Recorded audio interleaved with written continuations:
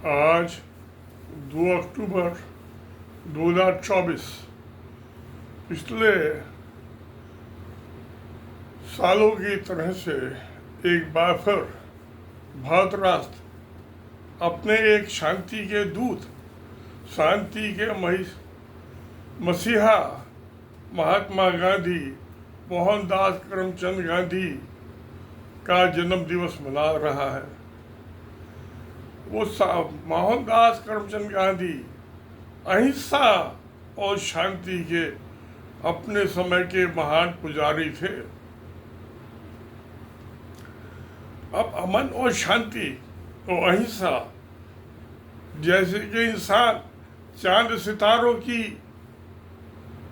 गुत्थियों को समझने के लिए कि इसमें क्या है, दूर दूर तक जाता रहा है, स्पेस में, अंतरिक्ष में जाता रहा है, उसी तरह से इस शांति और हिंसा की खोज में वो हमेशा से लगा रहा है। पहले तो इंसान जब बंदर से इंसान का शक्ल लिया, उसमें 2 लाख साल लग गए, और जब 2 पाँव पे खड़ा होकर चलने लगा, उस टाइम भी वो मांसाहारी था।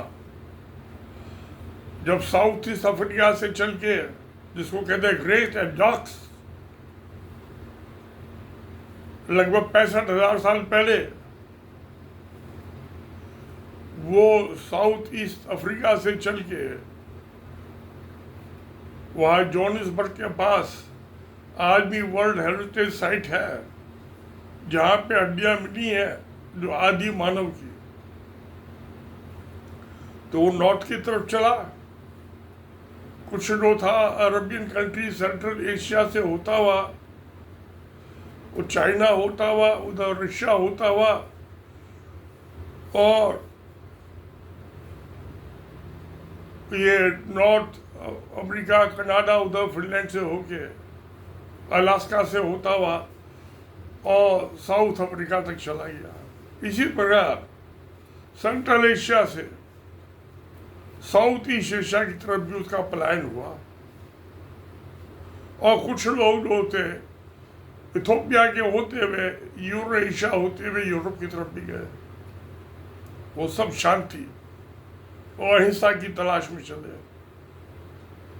फिर जब 10,000 साल पहले वो जंगल का जीवन, हंटर गैदर का जीवन छोड़ के खेती बाड़ी में चालू किया उसने, तो नदियों के किनारे, वाटर बॉडीज, झीलों के किनारे उसने खेती चालू किया। तो उसे जब खेती चालू की तो उसे ये महसूस हुआ, ये हीट, गर्म, जो कि सूर्य, सन से आती है, वो फसल को, बीज को अंकुरित भी करती है और उसको पकाती भी है, रैप भी करती है पौधे को। और बारिश,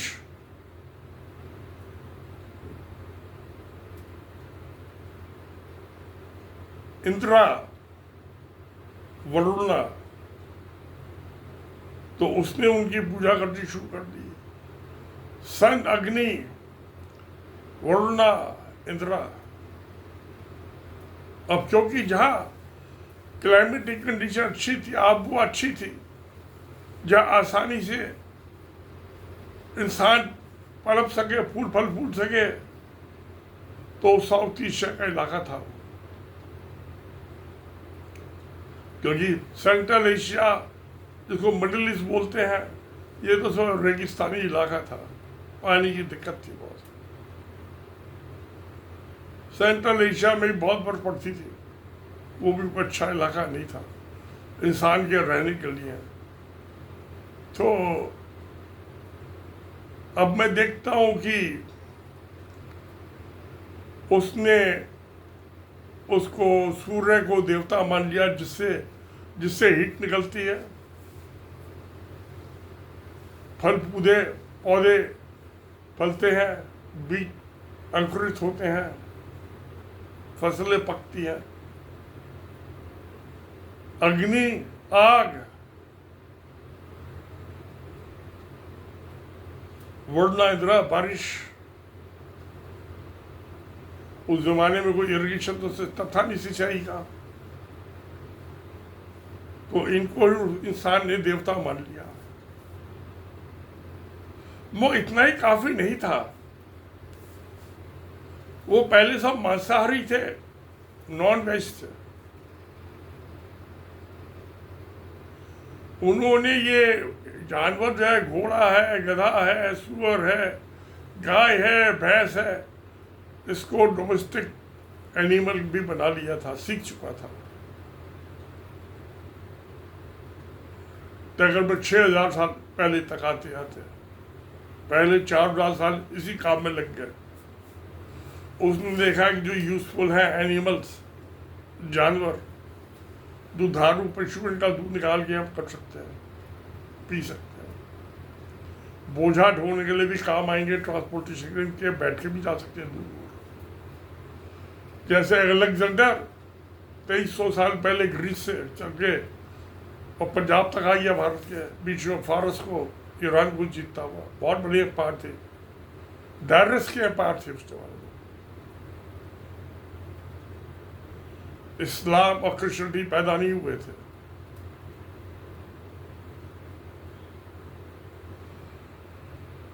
तो लगभग 400 साल पहले आदमी ने इसी तलाश में, अहिंसा और शांति की तलाश में कुछ नियम बनाए जिन्हें धर्म कहा गया। संस्कृत में धर्म कहा गया, बुद्धिस्ट में उसको लिटरेचर में धर्म कहा गया। बुद्धिस्ट लिटरेचर और जैन धर्म में दोनों धर्म कहा गया। और उसने जब उस सेंट्रल एशिया से चला और सिंधु वैली जो आज पाकिस्तान में यहाँ तक आया, वो एक दिन में नहीं आ गया, उसको आने में 1000 साल लग गए, कम से कम 1-1.5 साल लग गए। और अब से लगभग 4000 साल पहले उसने वेदों की रचना की।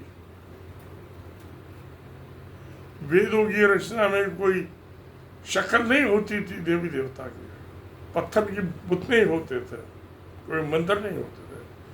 किसी भी खुली जगह पे हवन कुंड बना के वह हवन में आहुतियां दी जाती थी। तो सूर्य की उपासना तो सीख चुका था, वो सूर्य की देवता मान लिया था कि इससे ही दिन और रात होते हैं, इसके बिना काम नहीं चलने वाला।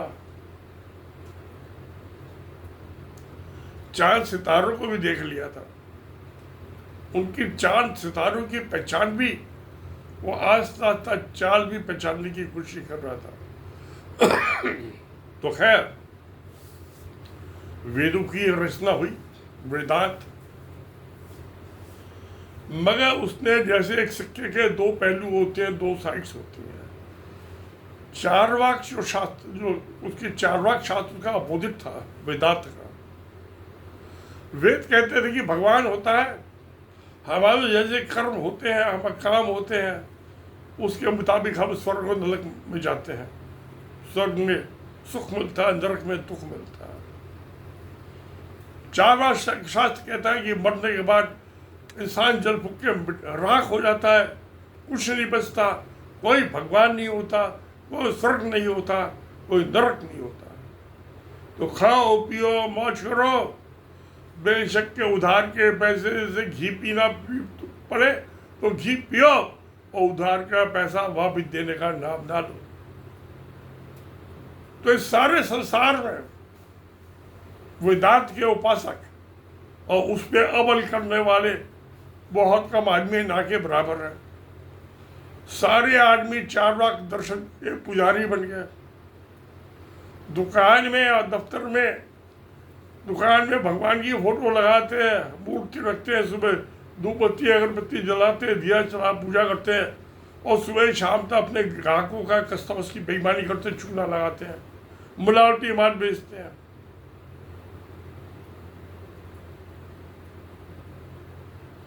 तो सारी दुनिया जो है चार्वाक शास्त्र से भर गई। तो ये सनातन धर्म के दो शक्ल हुए। एक वेदांत जो सबसे पहला धर्म बना, कोडिफिकेशन और सोशल कंडक्ट, उसको धर्म कहा गया। धर्म मीन्स कर्म, धर्म मीन्स ड्यूटी, कर्तव्य। ये पूजा पाठ नहीं, कोई इसका कोई मतलब नहीं है, बेवकूफी की बातें हैं सब। तो धर्म का मतलब है अहिंसा, जियो जीने दो, और शांति, अखंड शांति, ये मतलब था। मगर जैसे मैंने अर्ज किया, बताया कि ये सनातन धर्म में दो शाखाएं थी, एक वेदांतिक, एक चार वाक शास्त्र की। तो इंसान ने चार वाक शास्त्र में ज़्यादा सहूलियत महसूस की। उसमें उसने देखा कि ज़्यादा धन संपत्ति में इकट्ठी कर सकता हूँ, ज़्यादा औरतों को अपना गुलाम बना सकता हूँ और उनका भोग कर सकता हूँ। तो चार वाक शास्त्र का पुजारी हो गया और सनातन धर्म को, और जो था ये चार वाक वैदिक दर्शन को पीछे छोड़ दिया। नतीजा क्या हुआ कि दो युद्ध हुए। एक महाभारत को जो कुरुक्षेत्र में लड़ा गया 18 दिन, दूसरा राम रावण का युद्ध हुआ, दोनों ही औरतों को लेके हुए। महाभारत का युद्ध हुआ द्रौपदी को लेके, और राम रावण का युद्ध हुआ सीता को लेके। बहुत आदमी मारे गए। ये महाभारत के साथ साथ गीता भी, कि जो उसके उपदेश है गीता के, और वाल्मीकि रामायण, ये दोनों किताब आज से तकरीबन 1800 साल पहले लिखी गई, इनकी रचना हुई है। तो आदमी वहां से आगे बढ़ा, उसने कोडिफिकेशन किया सोशल कंडक्ट का। पहले सनातन धर्म के मुताबिक किया और चार वाक शास्त्र के मुताबिक किया। तो महाभारत तो ये रामायण, राम रावण युद्ध हो गए, मारा मारी हुई, बड़ी खून खराबा हुआ, लड़ाई तो आदमी लड़ते थे, औरतें विधवा हो जाती थी, बूढ़े हो जाती थी और रोती थी, उनके बच्चे अनाथ हो जाते थे, वो बच्चे भी रोते थे अपने आप पर, और अपने पति को याद करके रोती थी, बच्चे अपने बाप को याद करके रोते थे। तो रोना ही रोना था, हंसी मुस्कुराहट नहीं बची थी। किसी भी युद्ध में हंसी और मुस्कुराहट नहीं मिल सकती, उसके परिणाम में तो आंसू ही आंसू मिल रहे हैं। तो इसको देखते हुए जो था, उसके बाद जो अगला कोडिफिकेशन हुआ सोशल कंडक्ट का, ये जैनिज्म का हुआ, जैन धर्म, तकरीबन अब से 2500 साल पहले। अहिंसा, सत्य, बहुत आदमी जैन बन गए। उसके बाद 2300 साल पहले गौतम बुद्ध हुए, उन्होंने बुद्धिज्म भी चालू किया। तो गौतम बुद्ध ने कहा कोई भगवान नहीं होता है, कोई स्वर्ग नरक नहीं होता, अच्छे काम करो, अहिंसा, शांति। तो जैनिज्म ने तो बहुत ज्यादा अहिंसा और शांति के लिए, अहिंसा पहली चीज है। गौतम बुद्ध ने यही कहा। मगर गौतम बुद्ध ने यह भी कहा कि अपना दीपक अपने आप बनो, अपनी रोशनी खुद जगाओ, अपनी अकल से चलो। किसी की बात, ना कोई किताब चाहिए आपको, ना ही कोई धर्म गुरु चाहिए, ना आपको कोई आकार चाहिए। तो भगवान तो क्योंकि निरंकार होता है, तो जो आदमी जिनको गुरु चाहिए, किताब चाहिए, कोई मूर्ति चाहिए, मस्जिद आकार चाहिए, ये सब अज्ञानी है, महामूर्ख है। इनका ये they think like donkey act like monkey, गधे की तरह सोचते हैं, बंदरों की तरह उछलते रहते हैं। उसका नतीजा को अहिंसा की बजाय वो हिंसा की तरफ चलते हैं। शांति नहीं मिलती। शांति की अगली खोज में ये 2300 साल होते होते, मगर उससे पहले एक और हुआ, जुडिज्म, मोसेस, जो राम से सेकंड था।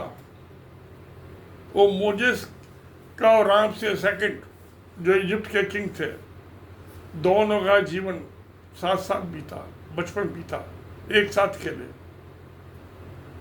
क्योंकि राम से वन जो उसके पिता थे, राम से सेकंड के, वो इजिप्ट के किंग थे पहले, फैरो। इजिप्ट के किंग्स को कहते हैं फैरो। तो वो हुए। उसका भी किस्सा ऐसे ही है कि जो मोजेस थे, किसी औरत का शादी से पहले वो प्रेग्नेंट हो गई, बच्चा हो गया, उसने लोक लाज से बचने के लिए उसके टोकरी में रख के बच्चे को नदी में बहा दिया, नाइल नदी में। तो राम से सेकंड जो फर्स्ट था, उसकी रानी अपनी नौकरानियों के साथ नाइल नदी पे नहाने के लिए आई। तो टोकरी में उसकी नौकरी ने देखा, उसने कहा इसको ले चलो, मैं इसको पाल लूंगी। तो मोसेस जो यहूदी था, ज्यूस, वो राम से सेकंड के साथ राजमहल में पला, और उसमें वही क्वालिटी हो गई। He was a big fighter, big thinker, जो राम से सेकंड में थी। वो किंग बना। वहाँ बड़े बड़े पिरामिड बनाए गए। आज भी उनका एक्सप्लॉयटेशन हुआ, उनमें जुल्म सितम ढाए गए, रात दिन मजदूरी करते रहे, मियाँ बीबी बच्चे कबीले और मर गए उसको पिरामिड बनाने में। एक के बाद दूसरी पीढ़ी दूसरी पाली थी। क्या था उसमें? एक डेड बॉडी रखनी थी, जैसे आज मकबरे बनते हैं। उसकी शक्ल दूसरी थी, शेप दूसरी थी, उसका आर्किटेक्चर दूसरा था पिरामिड्स का। और ये पिरामिड सारी दुनिया में बने हैं, साउथ एशिया को छोड़ के सारे यूरोप में बने हैं, लैटिन अमेरिका में बने हैं, चाइना में भी मिले हैं, रशिया में भी मिले हैं, साउथ एशिया में नहीं मिले। क्योंकि यहाँ जो था सिस्टम, जला के उसको राख में बदल के नदियों में बहा देने का सिस्टम था, उसका नाम और निशान नहीं रहे।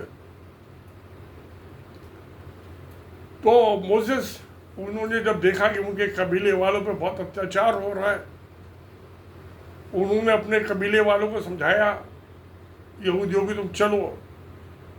वो कह देंगे नहीं हम खाएंगे क्या? उसने कहा जो भी होगा देखा जाएगा। तो ज़्यादा आदमी तो मोसेस के साथ नहीं चले,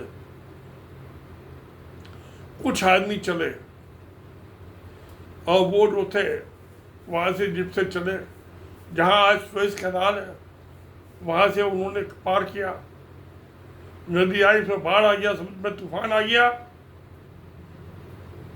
और वो अपने कबीले को लेकर चल पड़े। रामसेस ने पीछा भी किया, मगर पकड़ नहीं पाया, क्योंकि समुद्री तूफान की वजह से वो नदी को क्रॉस नहीं कर पाया था।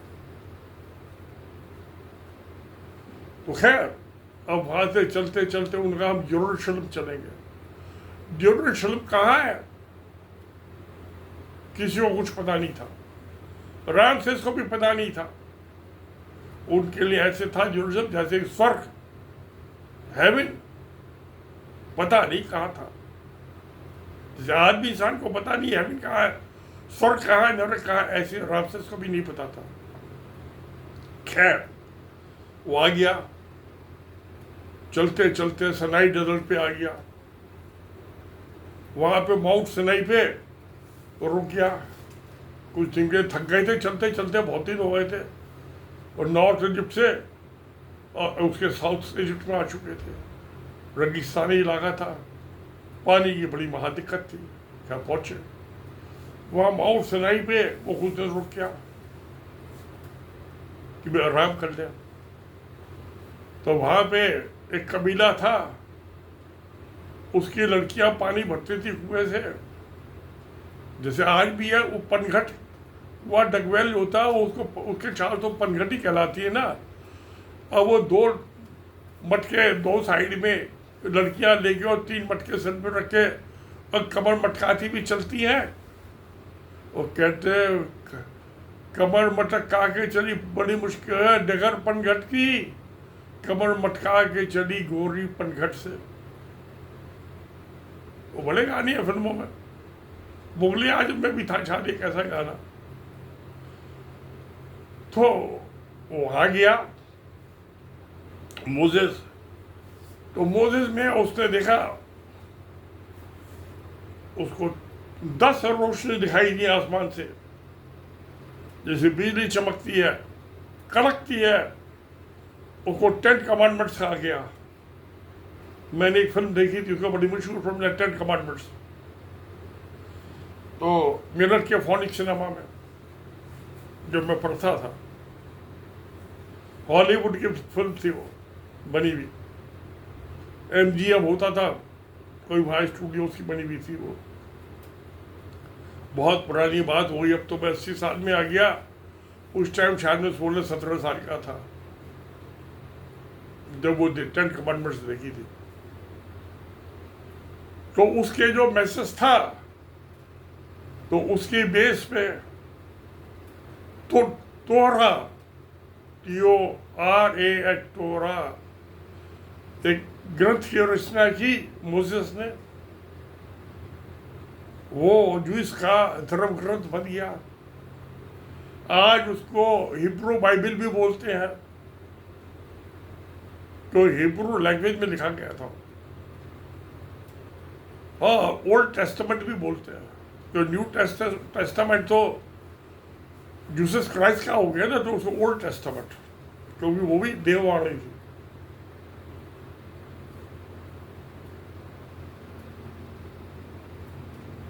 तो मोसेस जो था आज से 1300 BCE, बिफोर क्रिश्चियन एरा, यानी कि समझिए कि 3300 साल पहले ये हुआ जब ये तोरा लिखा गया, हिब्रू बाइबल लिखी गई। रामसेस तो मर गया, खत्म हो गया। युद्ध करने वाला खत्म हो गया, मारने वाला खत्म हो गया। जो तोरा में मैसेज था, हिब्रू बाइबल मैसेज था, शांति, अमन, शांति, वो आज भी जिंदा है। मारने वाले से बचाने वाला महान होता। तो मोसेस, उसको कुरान में मूसा कहा गया, उसको भी एक पैगंबर माना गया। वो इजराइल तक तो, जेरूसलम तक तो नहीं पहुंच पाया, ख्वाब देखता रहा। और तो वो सिनाई माउंट से, सिनाई की पहाड़ी से आगे कभी चल ही नहीं पाया। वहाँ उसने एक लड़की से शादी कर ली, उसके 2 बेटे हुए वहाँ उस लड़की से। अब वो तक 40 साल सिनाई माउंट पर रहने के बाद वहीं मर गया, और बुढ़ा हो गया था। मगर दुनिया का वो तोहरा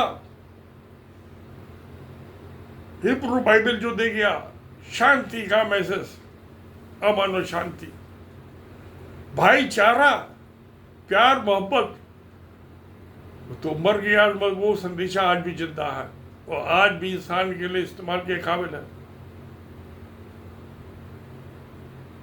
तो इसलिए मोसेस को लॉर्ड ऑफ इजराइल कहा गया।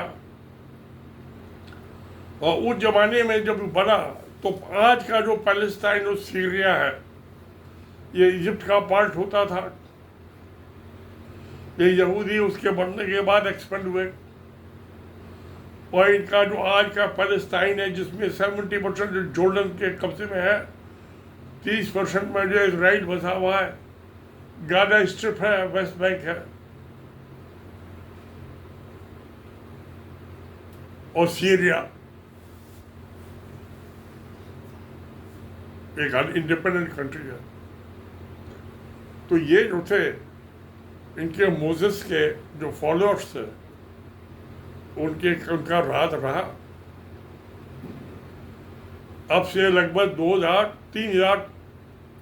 3,000 साल पहले लगा लीजिए आप, क्योंकि 300-400 साल तो लगे होंगे उनको इजराइल, माउंट सिनाई से चल के इजराइल आते आते जेरूसलम पे पहुंच गए थे, कब्जा हो गया था।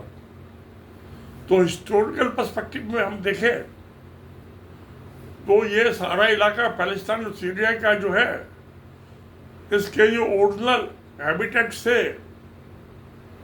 निवासी थे वो जूइश थे, क्योंकि क्रिश्चियनिटी और इस्लाम तो पैदा ही नहीं हुआ था। खैर, शांति की दरकार में, खोज में इंसान जो है कोडिफिकेशन ऑफ सोशल कंडक्ट बनाता रहा, जिनको धर्म ग्रंथ कहा गया। उसके बाद जब दुनिया में बहुत अशांति हो जाती है, बहुत वायलेंस हो जाती है, तो कोई अच्छा इंसान पैदा होता। ऐसा ही एक इंसान पैदा हुआ था, जीसस क्राइस्ट। उसका भी जन्म जेरूसलम में हुआ था। उसने, जीसस क्राइस्ट ने, जब बहुत वायलेंस थी, उसने यूनिवर्सल ब्रदरहुड का मैसेज दिया, सारा संसार हमारा भाई चाह रखा है।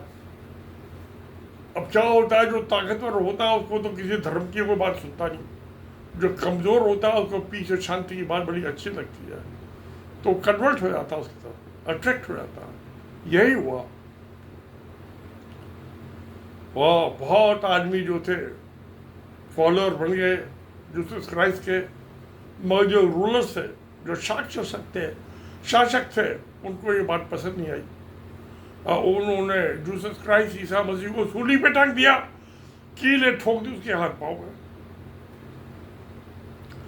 मगर उसका संदेशा बाइबल, जिसको न्यू टेस्टामेंट बोलते हैं, तकरीबन 200 चैप्टर्स है, 200 किस्म है ब्रांचेस बाय क्रिश्चियनिटी की। उसमें से 2 है कैथोलिक और प्रोटेस्टेंट।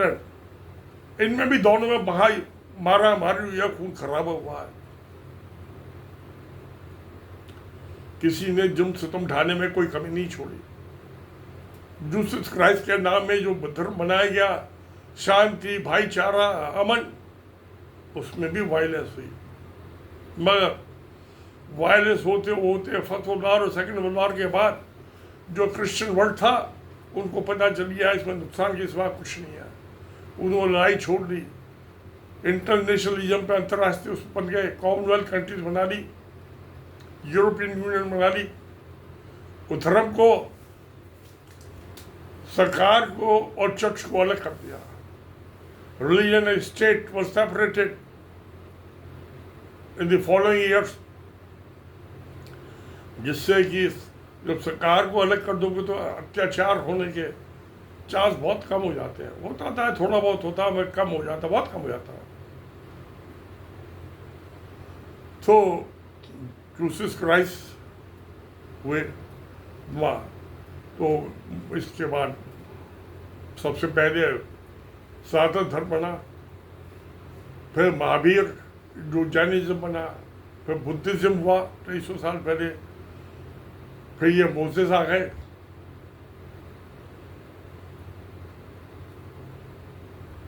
ये धर्म के ये भी एक मैसेंजर थे। और उसके बाद जो था जोरस्टन, ईरान पर्शिया का इलाका जो है, मोजस के बाद जोरस्टन, दारुस किंग होते थे ईरान के, फारस के, बहुत ताकतवर और मशहूर थे, बहुत बड़े बड़े मॉन्यूमेंट्स बनाए। दारुस द ग्रेट, तो फारस पे, जिसको आज ईरान बोलते हैं, उनका राज रहा। ये तकरीबन 300 BC की बात है, या 2300 साल पहले, बल्कि 2400 साल पहले, जब अलेक्जेंडर जो ग्रीस से चला और दारुस को हरा के उसने ईरान पे, पर्शिया पे कब्जा कर लिया और इंडिया के, साउथ एशिया के पंजाब तक आ गया। झेलम के किनारे उसके राजा पुरुष से लड़ाई हुई, बहुत खून खराबा हुआ। पुरुष बहुत बहादुर आदमी था। जब वो लड़ाई में जख्मी होकर गिर गया, उसको गिरफ्तार कर लिया गया। तो सिकंदर घोड़े पे बैठा था, अलेक्जेंडर। उसने दारुल जो जख्मी हालत में जमीन पर गिरा हुआ था, उसकी तरफ अपनी तलवार की नोक करके पूछा कि पुरुष, तुम्हारे साथ कैसा व्यवहार किया जाए? तो पुरुष ने जवाब दिया, जैसा एक राजा दूसरे राजा के साथ करता है, मारता ही, और क्या करता है। जब मैं पेरिस गया था, वहाँ वर्सलिस के म्यूजियम में मैंने ये 2 जगह फोटो लगी हुई थी। पेंटिंग थी बहुत बड़ी भी, मगर 6 फुट बाई 8 फुट की पेंटिंग थी। वॉल के ऊपर, सीलिंग के नीचे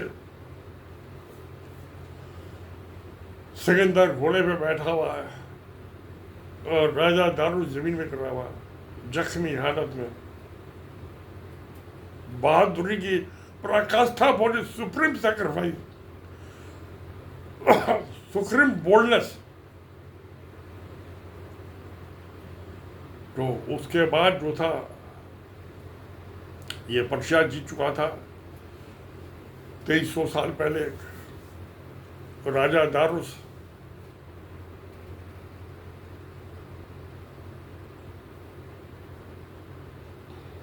बहुत मशहूर फिगर है हिस्ट्री में। मगर उसके बाद जोरस्टन पारसी, ये तकरीबन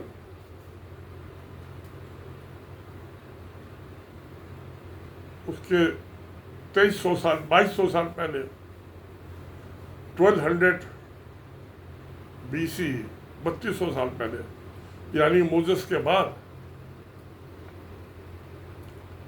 अहुरा माजदा इनका देवता माना गया। 7 देवदूत। जब इस्लाम आया, इनके ऊपर जुल्म हुए, जो मैंने बताया था कि बादशाह अकबर के ज़माने में 15th सेंचुरी में जो वहाँ का राजा एक बड़ा पापी हो गया था, बहुत वो मारता था। उसने कहा या तो इस्लाम कबूल करो या मौत कबूल करो, ये तो देश छोड़ दो। तो बहुत से पारसी गुजरात के और बम्बई और इधर साइड के वेस्ट कोस्ट पे आ गए और यहाँ के बस गए। उन्होंने इस्लाम कबूल नहीं किया। वो भी आग जैसे सनातन धर्म में अग्नि की पूजा करते थे, वो भी अग्नि की पूजा करते हैं। तो जोरस्टन आए,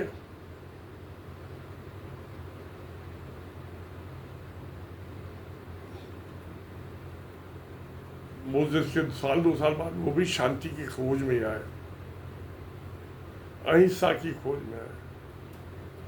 अहिंसा तो शायद मिली हुई, शांति उनको मिल गई। इंडिया के वेस्ट कोस्ट पर हो गए। बहुत सी वो पारसी फैमिली, जिसमें टाटा ग्रुप, जमशेदजी ग्रुप, ये जो बहुत बड़े इंडस्ट्रियलिस्ट हुए, कराची में, पाकिस्तान तो जम्मू में तो छोड़ के चले गए, कुछ इंग्लैंड चले गए। मैं भारत से तो कम ही गए इंग्लैंड, क्योंकि यहाँ उनको इस्लाम से कोई दिक्कत नहीं हुई, हिंदुइज्म से कोई दिक्कत नहीं हुई, और यहाँ बड़े फल फूल है।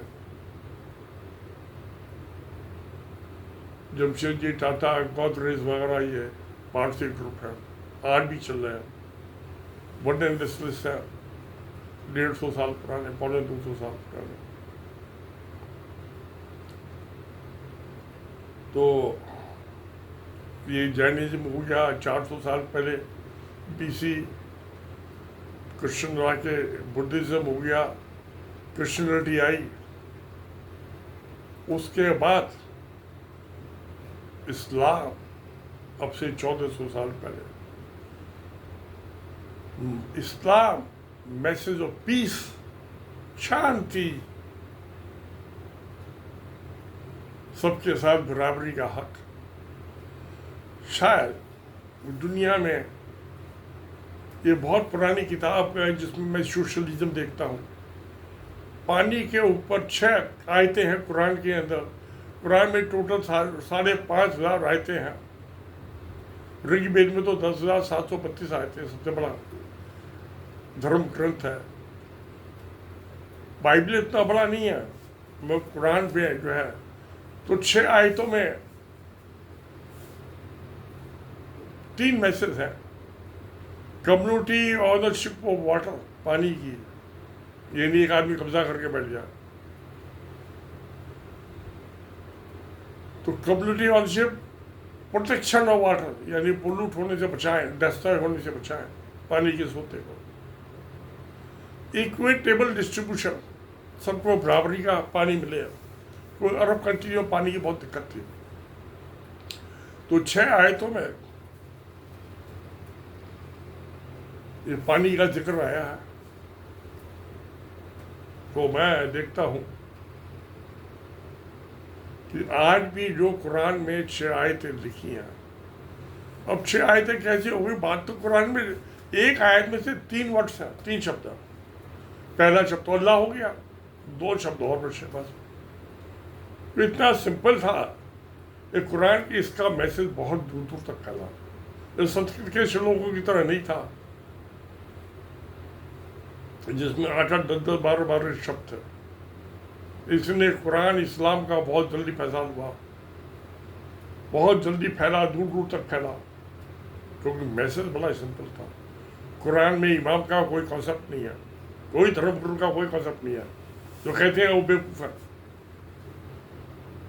तो इस्लाम जो शांति और पीस का मैसेज था वो 1400 साल पहले। इंसान की तो फितरत कुछ और ही है ना। ये धर्म ग्रंथ बने, कोडिफिकेशन, सोशल कंडक्ट हुआ, हमारा समाज का व्यवहार के लिए व्यवहार कैसा होना चाहिए वो बना। वो भूल गया, वो महान उपासक था 4 वर्ग शास्त्र का, आज भी आगे भी रहेगा कि मारो काटो कुछ ही करो, उधार लो वापिस देना भूल जाओ, लूटपाट करो और उससे घी पी, देसी घी पियो और मौज करो। तो सब 4 वर्ग शास्त्र ही है आज भी। तो फिर क्या हुआ, समाज को तो शांति चाहिए, लॉ एंड ऑर्डर चाहिए, तो इंडियन पैनल कोड बना। 1860 में बटा 1862 में लागू हुआ। क्रिमिनल प्रोसीजर कोड बना कि कैसे मुकदमे चलेंगे। सिविल प्रोसीजर कैसे कोड बना कि भाई जमीन जायदाद के, मियाँ बीबी के झगड़ों के, बीबी माँ बच्चों के और पेरेंट्स के मुकदमे कैसे चलेंगे, वो सब सिविल प्रोसीजर कोड का हिस्सा है। क्रिमिनल प्रोसीजर, मार कूट, हिंसा और उसकी क्या सजा हुई, वो सब कोडिफाइड किया गया। तो इस तरह से धर्म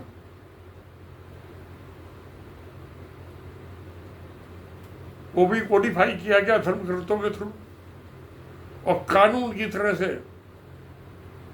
कि किसको ये स्वर्ग में नरक में नहीं जाने का, तुमको सजा मिलेगी, जेल जाओगे, फांसी भी टांग दिया जाएगा गले में फंदा डाल के। तो ये सजा का प्रावधान हुआ। तुमने नरक में तो बाद में जाएगा, कोई नरक के जो दिग्दर्शन जमीन पे ही करा दे जीते जी। तो कोडिफिकेशन लॉ हुआ। तो इसलिए मैं कहता हूँ कि codification of social conduct, law as well religion, ये दोनों ही है। तो ये हम जो चलते हैं 4000 साल से जब कोडिफाइड रिलीजन चालू हुए, और आज 2024 महात्मा गांधी भी इसी कड़ी के देवदूत थे, एक अच्छे इंसान थे, जिन्होंने अहिंसा, शांति और सत्य का रास्ता अपनाया। बहुत दुख हुआ, कई दफे जेल गए। तो ये हमेशा से होता आया, आगे भी होगा। मुझे उम्मीद है आगे भी अच्छे आदमी आएंगे। मैं आज तो जो धर्मगुरु है लंपट बने हुए हैं।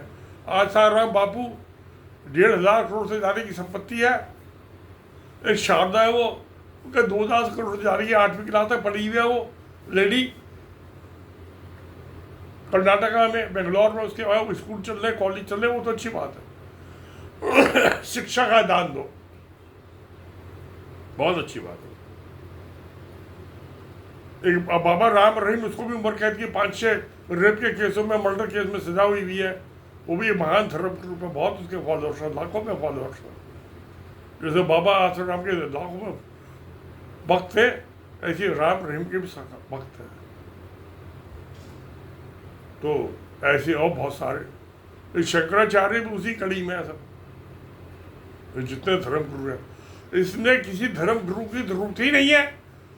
जब भगवान निरंकार है, उसकी कोई शक्ल नहीं है, कोई रंग नहीं है, उसकी जाति नहीं है, धर्म नहीं है, तो किस बात की पूजा,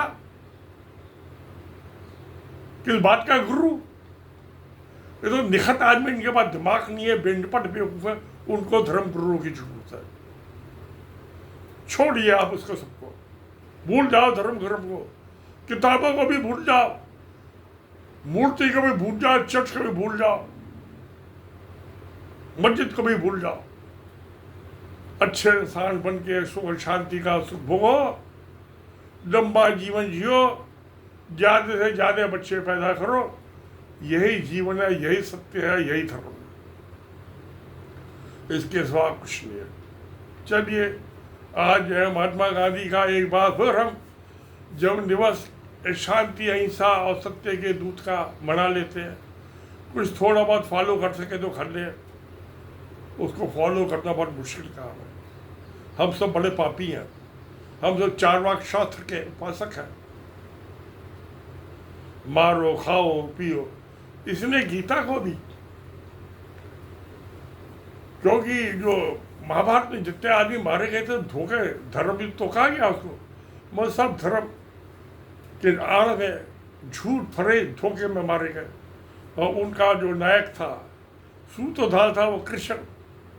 तो इसने उसने कहा कि अर्जुन को संदेश दिया कि अर्जुन, तुम्हारा जो धर्म है राज करना है, अपने बंधु बांधव जय को मारो और राज करो।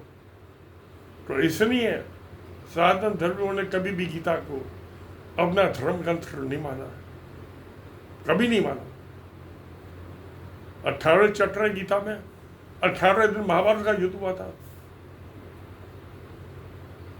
तो ये धर्म की आड़ में भ्रष्टाचार और व्यभिचार फैल रहा है। जैसे द्रौपदी से के साथ हुआ कि इसको नंगा करके मेरी जांग पे बैठाओ, दुर्योधन ने कहा। राम ने सीता पे भी बहुत अत्याचार किया, उसको जिंदा जलाने की कोशिश की, फिर उसको जंगल में छुड़वा दिया जाए, शेर से तो उसको खा जाए, कोई कत्ल का, हत्या का मुकदमा ना चले। इसलिए राम आज जमीन पे नहीं आता, कृष्ण पे नहीं आता। उसे पता है कि मुकदमा चलेगा, अदालतों में एडिया गिर जाएगी, अदालतों का चक्कर काटते खाते जेल की सजा हो जाएगी।